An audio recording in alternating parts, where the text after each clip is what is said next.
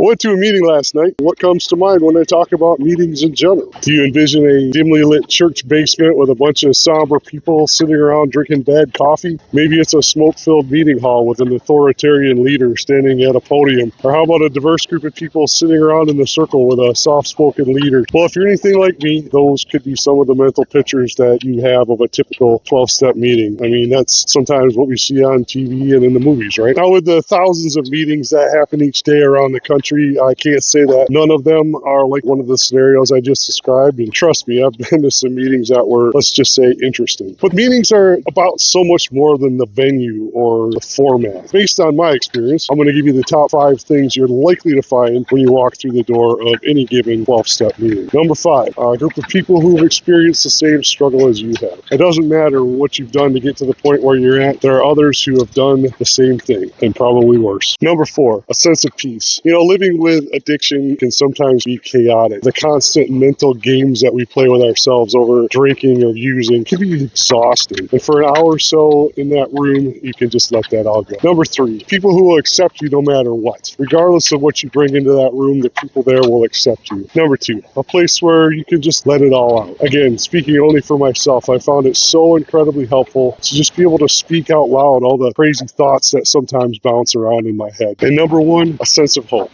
When I went to a meeting for the first time, that was the one thing that hit me harder than anything else, because I couldn't see how it was possible for me to ever live a normal life without continuing to drink the way I was. I had no clear hope of being free from that craving or the insanity of literally ordering my life around alcohol. But here I could physically see, hear, and interact with people who were doing just that. And they were not a bunch of sad sacks. They weren't miserable. These were people from every walk of life, older, younger, blue collar, professionals, black, white, men, women, people who had just retired and were newly sober, and young people who got sober before it was legal for them to even drink. Here's the thing. All these people were living normal lives and not just surviving, thriving, because alcohol was not ruling and ruining their lives. There is hope for life free from addiction, and I never saw that until I went to a meeting. Listen, if you're someone who, like me, decided I needed to do something about my drinking before it killed me, get yourself to a meeting and see for yourself. Find out if what I'm saying here is true or not. It's never been easier than it is right now to find a group or a meeting. A simple Google search will turn up all kinds of resources. There are even apps that you can download that will direct you to programs and meetings in your area. Look, there's no excuse for you not to seek help if you need it and if you're serious about making a change. I know the first step can sometimes be the hardest one to take,